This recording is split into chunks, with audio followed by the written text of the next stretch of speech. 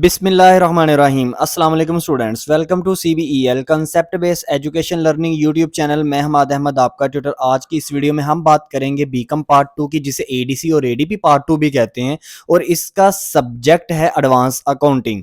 तो स्टूडेंट्स, आज हम एडवांस अकाउंटिंग का चैप्टर कंट्रैक्ट अकाउंट जो हमने स्टार्ट किया हुआ था, आज हम उसकी प्रॉब्लम नंबर जो है ना 8 करेंगे। ये प्रीवियस तमाम 7 प्रॉब्लम से थोड़ी सी डिफरेंट प्रॉब्लम है, आपने इसको बहुत अच्छे से समझना है। इसको छोटी प्रॉब्लम समझकर आपने स्किप नहीं करना। क्वेश्चन पेपर वाला आपको ये पेपर में दे सकता है। तो स्टूडेंट्स, वीडियो को स्टार्ट करने से पहले आप स्टूडेंट्स से ये रिक्वेस्ट है, वीडियो को लाइक करें, चैनल को सब्सक्राइब करें और बेल आइकन को तो जरूर प्रेस करें, और ज्यादा से ज्यादा इन वीडियोस को अपने फ्रेंड्स में भी शेयर करें, ताकि आपके साथ साथ स्टूडेंट्स उनका भी बेनिफिट हो। अब आप ओपन कर लें book writer Suhail Afzal plus MRF की एडवांस अकाउंटिंग की प्रॉब्लम नंबर 8। साथ साथ हम रीडिंग करेंगे और साथ साथ ये देखेंगे कि ये प्रॉब्लम जो है ना प्रीवियस तमाम प्रॉब्लम से किस तरह डिफरेंट है।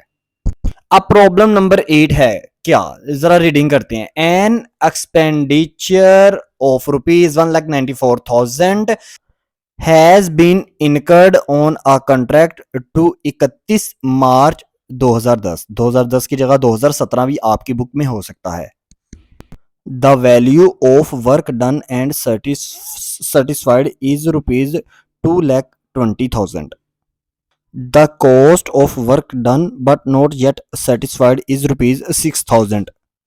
It is estimated that the contract will be completed on 30th June 2010, यानी कि यहाँ पर 2010 की जगह आपकी बुक में 2017 भी हो सकता है।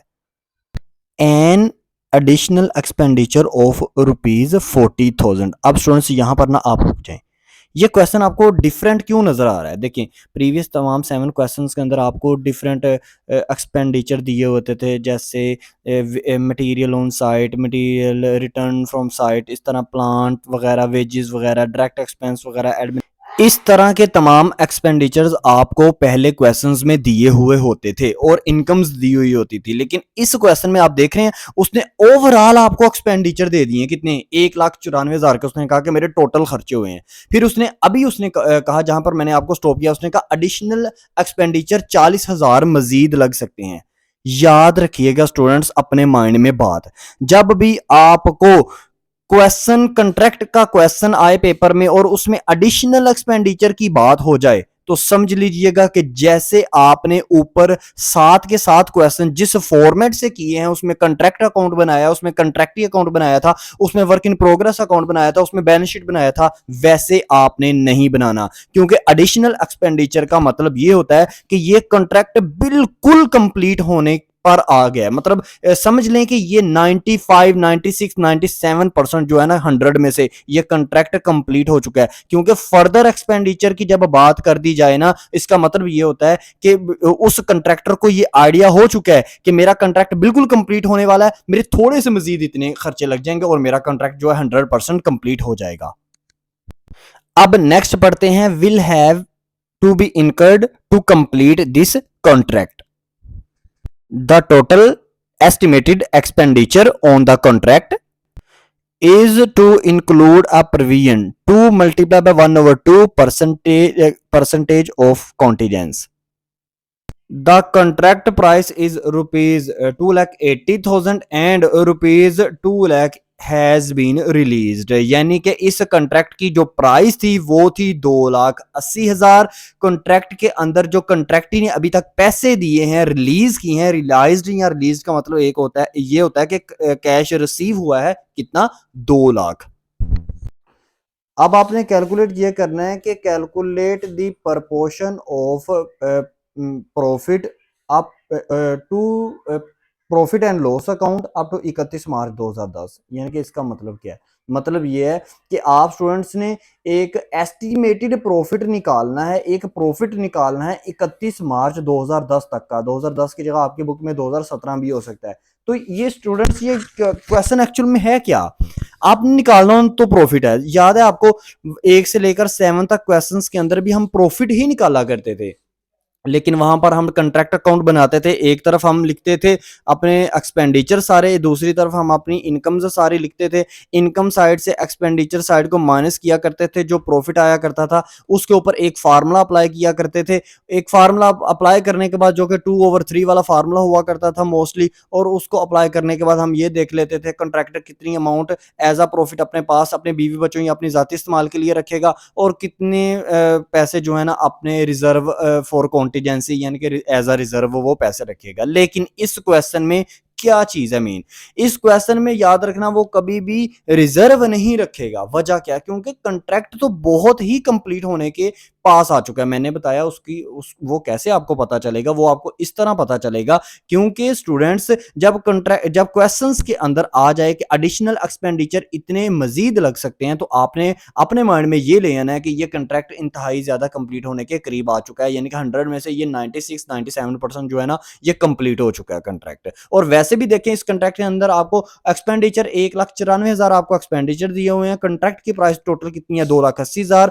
कंट्रैक्टर की तरफ से पैसा कितना रिलीज किया गया है, मतलब कैश कितना रिसीव हुआ है, वो हुआ है 2 लाख का कैश रिसीव हुआ है। फिर इसमें आपको वर्क सेटिस्फाइड भी बताया बताया गया है 2,20,000। फिर वर्क अनसेटिस्फाइड भी आपको बताया गया है। तो आपने इस क्वेश्चन के अंदर पहले तो निकालना है टोटल एस्टिमेटेड एक्सपेंडिचर, मतलब टोटल एक्सपेंडिचर निकाल लेना। अब आप कहेंगे सर वो तो हमारे पास है 1,94,194,000, लेकिन नहीं, एडिशनल एक्सपेंडिचर भी तो है ना, इनका भी तो कुछ ट्रीटमेंट करना है। वो फिर एडिशनल एक्सपेंडिचर के बाद उसने इन एक्सपेंडिचर के ऊपर प्रोविजन भी ली हुई है। प्रोविजन का मतलब क्या, वो मैं सोल्यूशन में आपको बताता हूं। तो आपको सबसे पहले टोटल एक्सपेंडिचर निकालने पड़ेंगे। टोटल एक्सपेंडिचर के बाद आपको क्या करना पड़ेगा, फिर प्रॉफिट निकालना पड़ेगा, और प्रॉफिट के बाद आप ये देखोगे कि वो प्रॉफिट एक्चुअल में प्रॉफिट एंड लॉस अकाउंट में कितना ट्रांसफर होगा, यानी कि वो जो कंट्रैक्टर है ना अपने पास अपने जाती इस्तेमाल के लिए कितने पैसे लेकर जा सकता है।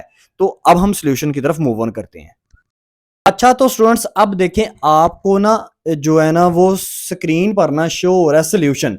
देखो, समझना है बात को ना ऊपर से आपने गुजारना नहीं है, बात को समझना है, अंडरस्टैंड करना है। आपको क्या चाहिए, आपको टोटल प्रॉफिट चाहिए, आपको प्रॉफिट चाहिए। तो सबसे पहले हमने एस्टिमेटेड प्रॉफिट निकालना है ना, हमने एस्टिमेटेड प्रॉफिट निकालना है। तो एस्टिमेटेड प्रॉफिट निकालने के लिए ना सबसे पहले तो हमें टोटल एक्सपेंडिचर उसने बुक में दिए हुए हैं, तो आपने सबसे पहले लिखना है टोटल एक्सपेंडिचर अप टू 31/3/2010। 2010 की जगह आपकी बुक में 2017-18 कुछ भी हो सकता है, लेकिन इंग्लिश और लाइन बिल्कुल सेम और वैल्यू सेम ही रहेगी। वो कितना है, 1,94,000 ये आपने लिखा। इसमें ऐड करें कौन से, एस्टिमेटेड एडिशनल एक्सपेंडिचर ऐड किए, कितने थे 40,000, तो ऐड किए तो आया 2,34,000 ये आ गया।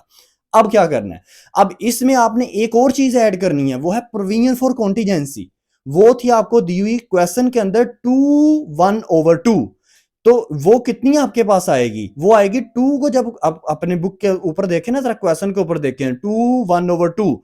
तो इसको कैसे सोल्व करते हैं, अगर आपने बेसिक मैथ पढ़ा हो ना तो इसको सोल्व करने का तरीका ये होता है कि 2 को 2 से मल्टीप्लाई करते हैं और उसमें 1 ऐड कर लेते हैं। ये आएगा 5, 2 2 4 4 में एक प्लस किया 5, 5 को डिवाइड करेंगे फिर 2 पर, तो आएगा 2.5।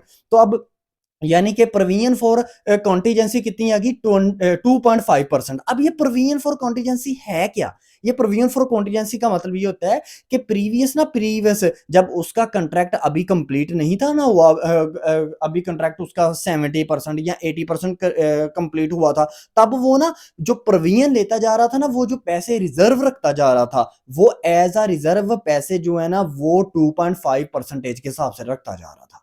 ठीक है ना, अमाउंट नहीं उसने बताई, लेकिन उसने परसेंटेज में बता दिया कि भाई परसेंटेज के हिसाब से ना वो मैं ना 2.5% जो है ना उस हिसाब से मैं एज अ रिजर्व जो है ना पैसे साइड पर रखता जा रहा था। वो अब कितने बनते हैं, अब आपने उसकी कैलकुलेशन करनी है। अब ये टोटल एक्सपेंडिचर कितने आए, 2,34,000 यानी कि 2,34,000।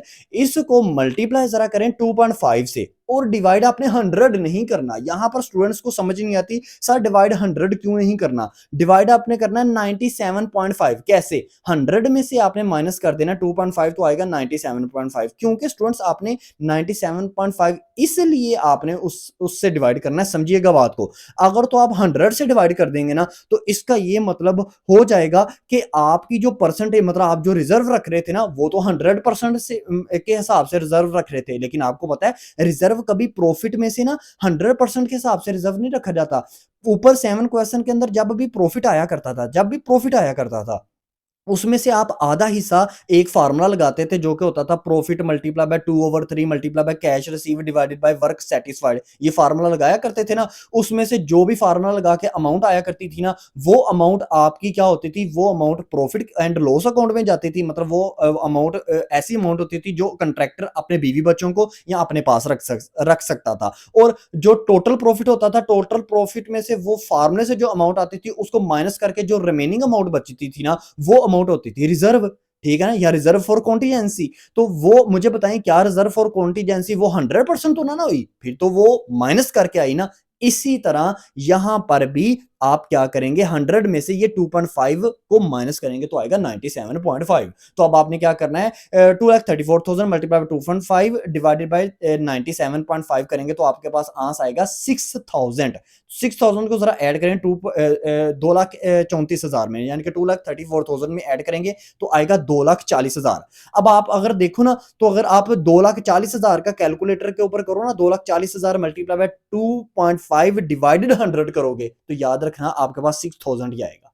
ठीक है ना, क्योंकि ये 2,40,000 वो अमाउंट है जिस हिसाब से जो है ना कंपनी का कंट्रैक्टर अपने पास 6,000 करके ना पैसे एज अ रिजर्व रखता जा रहा था। अब 2,40,000 क्या आ गया, अभी तक ना टोटल जो है ना एक्सपेंडिचर इतने हो गए हैं 2,40,000 तक, यानी कि कंट्रैक्ट अभी तक कंप्लीट कितना हो गया 2,40,000 का। लेकिन कंट्रैक्ट था कितने का, 2,80,000 का। कंट्रैक्ट टोटल था 2,80,000 का, लेकिन अभी तक कंप्लीट कितना हो गया, 2,40,000 तक कंप्लीट हो गया। तो अब इसमें से लेस करें कंट्रैक्ट प्राइस, 2,80,000 लेस करेंगे तो 40,000। तो टोटल प्रॉफिट कितना निकल आया, एस्टिमेटेड प्रॉफिट अभी आपने निकालना है। तो अभी तक का जो प्रॉफिट निकला है ना, वो निकलना है 40,000 रुपया। यानी कि समझ रहे हैं ना बात। तो 40,000 रुपया, अब देखो 2,40,000 तक काम कंप्लीट हो गया 2,80,000 में से। तो आपको पता है ये कितना, ये अगर इसको परसेंटेज में डिवाइड करो तो ये 96 या 97% बनता था। इसलिए मैंने कहा कि जब भी क्वेश्चन के अंदर आपको एडिशनल एक्सपेंडिचर का लफ्ज आ जाए, आपने बात याद रखनी है कि मेरा ये क्वेश्चन वैसे नहीं सोल्व होगा जैसे पहले 7 के 7 क्वेश्चन मेरे सोल्व हुए हैं। तो अब देखो, अब यहां पर ना आपने ये जो प्रॉफिट है 40,000 रुपया एस्टिमेटेड जो प्रॉफिट आया, आप प्रॉफिट और लॉस अकाउंट में इसको कितना ट्रांसफर करेंगे। तो आपने ये लिखना है कि प्रॉफिट एंड लॉस अकाउंट, जो लाइन मैंने लिखी हुई है कि इसको ना प्रॉफिट एंड लॉस अकाउंट में मैंने किस तरह लेके जाना है। तो जब भी आपने प्रॉफिट एंड लॉस अकाउंट में लेके जाना है ना, उसका मतलब क्या, मतलब को समझिए। ये 40,000 में से भी कंट्रैक्टर अभी तक अपने पास कितने पैसे रख सकता है, क्योंकि देखो अभी 40,000 का मजीद काम होने वाला है। तो कंट्रैक्टर अभी तक अपने पास कितने पैसे रख सकता है। तो ऐसी सिचुएशन के लिए आप कहोगे सर वही फार्मूला लगाते हैं जरा 2/3 वाला, वो फार्मूला नहीं अब लगेगा। क्यों, वो फार्मूला तब लगता था जब आपका कंट्रैक्ट जो है वो वर्क सेटिस्फाइड आपका हुआ 80% या 90% आपका कंट्रैक्ट कंप्लीट हुआ है। अभी तक आपका कंट्रैक्ट जो है वो 96-97% तक कंप्लीट हो गया। तो ऐसी सिचुएशन में ना, अगर आपने अपने कंट्रैक्टर को पैसे देने हैं और ये देखना है, कंट्रैक्टर ने ये देखना है कि मैं अपने जाती इस्तेमाल के लिए कितने पैसे लेके जा सकता हूं, मेरा कंट्रैक्ट जो है वो 96 या 97% कंप्लीट हो चुका है।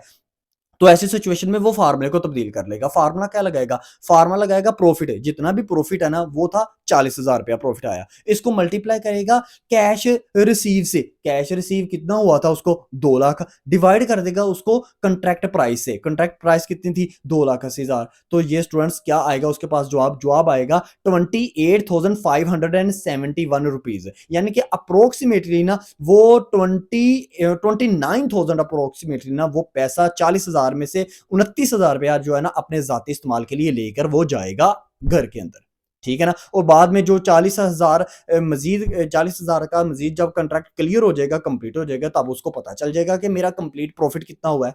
तो यहां पर स्टूडेंट्स आपका ये जो क्वेश्चन है ना, ये कंप्लीट हो जाता है। आपने इस क्वेश्चन को ऐसे ही करना है। जब भी आपको पेपर में क्वेश्चन आए और कहे कि एडिशनल आपके एक्सपेंडिचर इतने हुए हैं, तो स्टूडेंट्स आपने तब फिर इस क्वेश्चन को इस तरह सोल्व करना है और कंफ्यूज नहीं होना है। इस क्वेश्चन को 2 से 3 दफा आपने करना है और बार-बार वीडियो को देखेंगे ना और मेरी बातों को बार-बार सुनेंगे, समझेंगे, फिर आपको ज्यादा क्लैरिटी हो पाएगी कि आपने कौन से पॉइंट को पेपर के अंदर बार-बार नोटिस करना है इस क्वेश्चन को या इस तरह के क्वेश्चंस को सोल्व करने के लिए। आई थिंक सो ये वीडियो आपको अच्छी लगी होगी। वीडियो अच्छी लगी लाइक करें, चैनल को सब्सक्राइब करें, अपना ख्याल रखें, अपने इस यूट्यूब चैनल का भी। अल्लाह हाफिज।